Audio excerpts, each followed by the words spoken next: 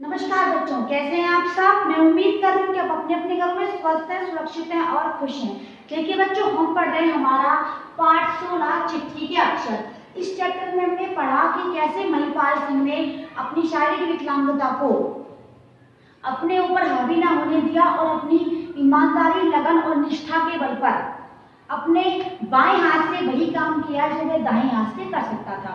इस चैप्टर के almost question हमने डिस्कस कर लिए थे। आज हम कर रहे हैं बच्चों इसके व्याकरण बोध को डिस्कस। क्या कर रहे हैं? व्याकरण बोध। अब देखिए, व्याकरण बोध को जब हम डिस्कस कर रहे हैं तो व्याकरण बोध का जो टॉपिक है, सबसे पहले हम इसे डिस्कस करते हैं। हमारी बुक में लिखा गया है, कुछ स्टेटमेंट दिए गए हैं, उन स्टेटमेंटों के आधार पर मैं आपको ग्रामर का एक नया टॉपिक डिस्कस करने वाली हूँ। देखिए, नीचे लिखे वाक्यों को ध्यानपूर्वक पढ़िए। पहला है, महिपाल सिंह एकाएक उछल पड़े। एकाएक क्या है? एकाएक। मैं महिपाल सिंह की ओर टकटकी लगाए देखता रहा। टकटकी लगाए हुए। एक है, अचानक मेरी दृष्टि उनके हाथों पर पड़ी। यानी फर्स्ट स्टेटमेंट में लिखा हुआ है एकाएक, सेकंड में लिखा हुआ है टकटकी लगाए और थर्ड में लिखा हुआ है अचानक। ये तीनों शब्द क्या है? क्या है ये तीनों शब्द? देखिए, आज हम पढ़ते हैं एक हिंदी ग्रामर का एक नया टॉपिक। उस टॉपिक का नाम है बच्चों अव्यय। क्या है नाम उस टॉपिक का? अव्यय। अब देखिए, अव्यय जो मैंने आपको लिखाया हुआ है, इसमें इस ए को हटा देंगे, इस व्यय को देखिए। व्यय क्या है? व्यय का अर्थ होता है खर्च होना। किसी भी चीज का खर्च होना उसे हम व्यय कहते हैं। लेकिन यदि उसके आगे ए लग जाए तो उसका अर्थ क्या होगा? नहीं खर्च होना। न्याय है, और जब अन्याय लिखा हो, ए लग जाए तो न्याय नहीं होता है। अन्याय अर्थात न्याय नहीं होता है। समझ रहे हैं? तो ए लग गया तो खर्च नहीं होना। तो अव्यय क्या होते हैं? सबसे पहले मैं आपको ये बताती हूँ। ऐसे शब्द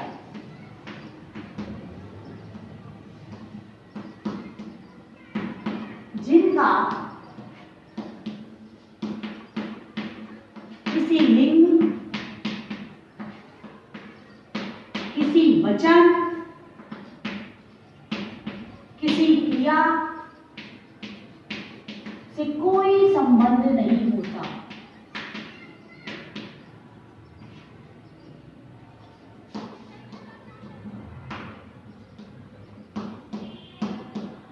शॉर्ट वे में समझेंगे इसकी डेफिनेशन, तो इसकी डेफिनेशन होगी कि ऐसे शब्द जिन पर किसी विभक्ति का, किसी लिंग का, किसी वचन का कोई प्रभाव नहीं पड़ता, कोई भी प्रभाव नहीं पड़ता।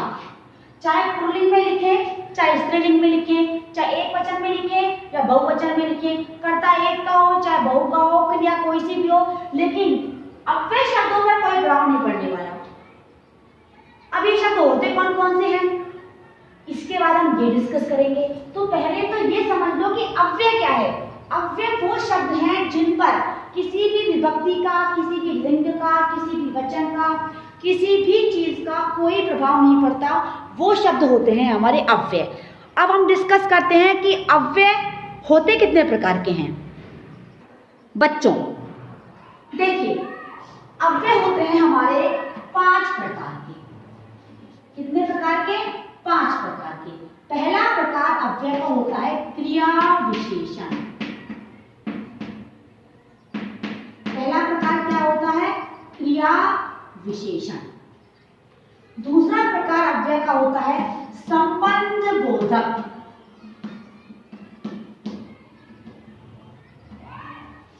तीसरा प्रकार होता है अव्यय का समुच्चय बोधक। ये सभी हमारे ग्रामर में हैं और सभी अलग अलग चैप्टरों में बांटे हुए हैं। यानी ये चैप्टर अलग है, ये चैप्टर अलग है, ये चैप्टर अलग है, लेकिन मैं ये सारे चैप्टर आपको एक साथ करवा रही हूँ ग्रामेटिकल पोर्शन के आधार पर। समुच्चय बोधक के बाद फोर्थ आता है इसका विस्मयादि बोधक।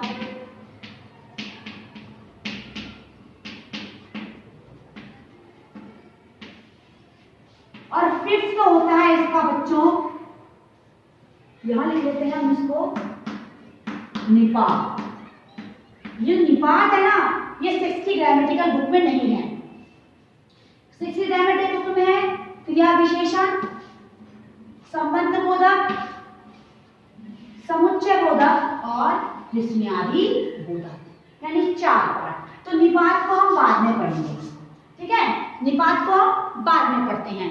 तो निपात के अलावा जो क्रिया विशेषण है हमारा, हम उसको पढ़ते हैं आज।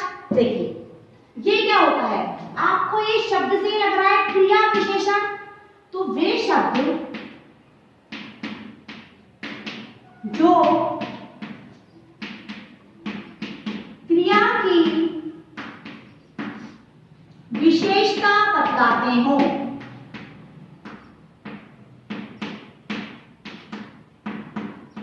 क्रिया विशेषण कहलाते हैं। क्रिया विशेषण कहलाते हैं। अब देखिए, होते ये भी 4 प्रकार के हैं, लेकिन उसका डिस्कशन हम बाद में करेंगे। पहले इन चारों को समझ लेते हैं कि होते क्या है। जो क्रिया की विशेषता बतलाए, जैसे मैं चल रहा था, सेंटेंस लिखते हैं, मैं चल रहा था।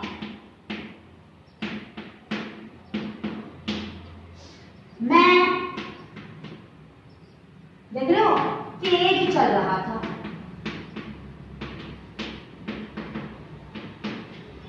तेज चलना क्रिया है, लेकिन चल कैसे रहा था, तेज चल रहा था।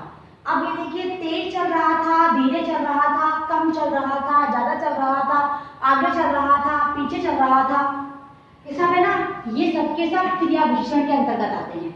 अब क्रिया विशेषण के भी 4 पार्ट होते हैं, वो हम डिस्कस करेंगे बाद में। पहले ये समझिए आप कि ये होता क्या है। वे शब्द जो क्रिया की विशेषता बतलाएं वो कहलाते हैं क्रिया विशेषण। जैसे मैं चल रहा था, मैं कैसे चल रहा था, मैं तेज चल रहा था। मैं कैसे चल रहा था, तेज चल रहा था। तो ये क्या हुआ हमारा क्रिया विशेषण। दूसरा संबंध बोधक जो होता है बच्चों, वो होता है संज्ञा या सर्वनाम में। लेकिन अव्यय जो होते हैं संज्ञा, वाक्य में संज्ञा या सर्वनाम का संबंध बताने वाले।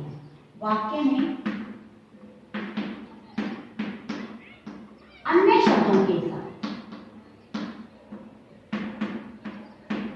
वाक्य में अन्य शब्दों के साथ संज्ञा या सर्वनाम का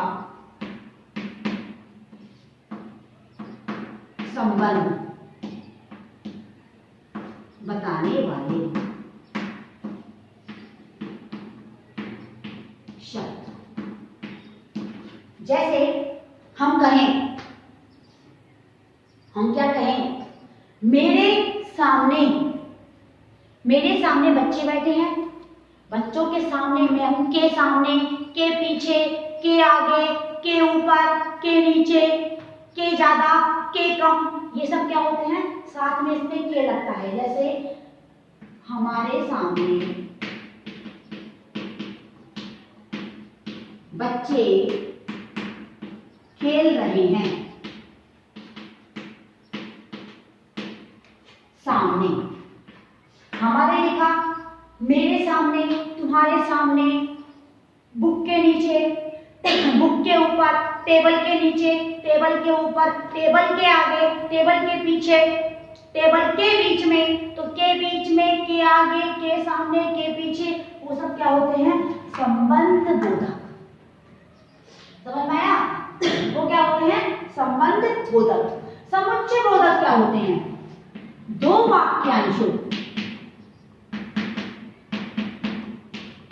वाक्यांशों को जोड़ने के लिए समुच्चय बोधक का प्रयोग किया जाता है। किसका प्रयोग किया जाता है, समुच्चय बोधक का प्रयोग। अब आप कहेंगे कि समुच्चय बोधक क्या होता है, देखिए जैसे था, किंतु, परंतु। मैं जा रहा था लेकिन बारिश आ गई। मैं सो रहा था, मैं सो रहा था क्योंकि मुझे नींद आ रही थी। तुम बाजार गए परंतु सामान नहीं लाए, तो लेकिन, किंतु, परंतु, क्योंकि हम इंग्लिश में करते हैं ना कनेक्टर, उसको हम समुच्चय बोधक कहते हैं। ये तो है ना क्रिएशन, इसको हम इंग्लिश में एडवर्ब कहते हैं। तो कहते हैं एडवर्ब, इसको क्या बोलते हैं? कनेक्टर यानी कनेक्टिव। मैं जा रहा था,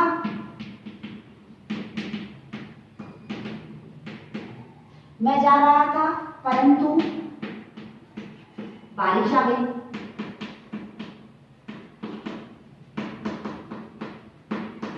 ये परंतु है ना, ये क्या है? कनेक्टर।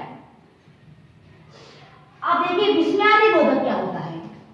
अचानक से हर्ष, शोक, देखिए अचानक हर्ष अर्थात खुशी, शोक अर्थात दुख, भय अर्थात डर, विस्मय अर्थात अलग से भाव, दुख आदि का भाव उत्पन्न होना।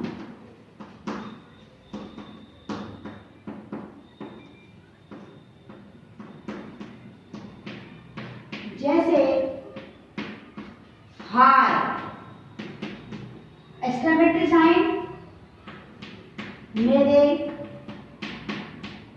चोट लग गई। हाय मेरे चोट लग गई, हाय लिखा, साथ में क्या लगाया? Exclamatory sign. ये इस विस्मयादि बोधक का चिन्ह है। अब देखिए मैं आपको वापस एक बार समझा रही हूँ। अव्यय क्या होते हैं बच्चों? वैसे शब्द जो किसी विभक्ति, किसी लिंग, किसी वचन पर जिनका कोई प्रभाव नहीं पड़ता, वो एज इट इज रहते हैं, ना घटते हैं ना बढ़ते हैं, उन्हें कहते हैं अव्यय। यानी आप स्त्रीलिंग में लगाएंगे चाहे पुल्लिंग में लगाएंगे, एक वचन में लगाएं चाहे बहुवचन में लगाएं, किसी में भी लगाएं, उन पर किसी भी लिंग, विभक्ति, वचन का कोई प्रभाव नहीं पड़ता, वो कहलाते हैं अव्यय। अव्यय होते हैं कुल में 5 प्रकार के: क्रिया विशेषण, संबंध बोधक, समुच्चय बोधक और विस्मयादि बोधक। एक होता है निपात, जो आपके कोर्स में अभी नहीं है 6th में, इसलिए हम इसे बाद में पढ़ेंगे। निपात का अर्थ होता है कहीं भी आ जाना और उसका क्या चेंज कर देना, सेंटेंस का मीनिंग चेंज कर देना। जैसे एक निपात होता है ही, समझा रहे हो? ही क्या होता है? जैसे राम को ही लड्डू दो, राम को ही लड्डू दो। समझ रहे आपने बात को? यानी 10 बच्चे बैठे होंगे और मैं बोलूंगी राम को ही लड्डू दो, यानी बाकी को नहीं देना है। अगर मैं कहूं राम को भी लड्डू दो, भी मतलब सबको दे रहे हो तो राम को भी दो। दोनों सेंटेंस में फर्क है ना। पहले में क्या था? सिर्फ राम को ही देना है, और दूसरे में क्या था? राम के साथ बाकी सबको देना है। बात समझ आ रही है मेरी? तो वो होता है निपात। वो हमारे सिलेबस में नहीं, इसलिए हम इसको बाद में देखेंगे। 4 चीजें हमारे सिलेबस में वो देखते हैं। सबसे पहला है क्रिया विशेषण, जो शब्द क्रिया की विशेषता बताए, क्रिया विशेषण, क्रिया की विशेषता बताने वाला शब्द होता है क्रिया विशेषण। 4 प्रकार का होता है, नेक्स्ट क्लास डिस्कस करेंगे। दूसरा होता है संबंध बोधक, संज्ञा या सर्वनाम का संबंध बताए सेंटेंस के और शब्दों से।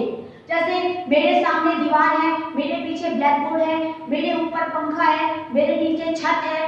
के नीचे, के सामने, के आगे, के पीछे, वो किसमें आते हैं? संबंध बोधक में। ये कंजक्शन कहते हैं, ये कनेक्टिव होते हैं। और आता है हमारा विस्मयादि बोधक। समुच्चय बोधक में क्या होता है?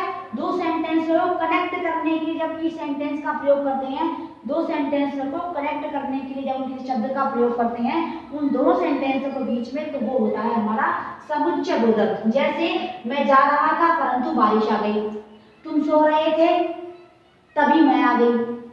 ये भी 2 प्रकार के होते हैं, इनको भी हम डिस्कस करेंगे नेक्स्ट क्लास में। और एक होता है हमारा विस्मयादि बोधक, ऐसे हमें अचानक से कोई खुशी मिले, अचानक से दुख हो, अचानक से किसी चीज को देखकर हमारे मन के भाव प्रकट हो जाएं, परिवर्तित हो जाएं, वो होता है हमारा विस्मयादि बोधक। जैसे हाय मेरे लग गई, हाय मैं गिर पड़ा, छी कितनी गंदी बदबू आ रही है, अरे वाह इतना सुंदर घर। ये सब क्या होते हैं? विस्मयादि बोधक अव्यय। तो अव्यय का जो टॉपिक मैंने आज डिस्कस किया है, इसके 4 टॉपिक बताएंगे, चारों आप देख लेना अच्छे से, समझ लेना चारों को। 4 प्रकार हैं, क्रिया विशेषण, संबंध बोधक, समुच्चय बोधक, विस्मयादि बोधक। 5वां टॉपिक है निपात। ये 5 टॉपिक किसके हैं? आपके अव्यय के। बात समझ में आ गई? अब हमारी नेक्स्ट क्लास में हम डिस्कस करेंगे क्रिया विशेषण के चारों टाइप्स। क्लियर? तो आप इन चीजों को अपनी नोटबुक में नोट डाउन करें, अच्छे से समझें कि कौन सा अव्यय किस प्रकार का होता है। 4 प्रकार हैं, क्रिया विशेषण, संबंध बोधक, समुच्चय बोधक और विस्मयादि बोधक। अच्छे से लर्न कर लें। आज की क्लास में इतना ही। Thank you and have a nice day बच्चों।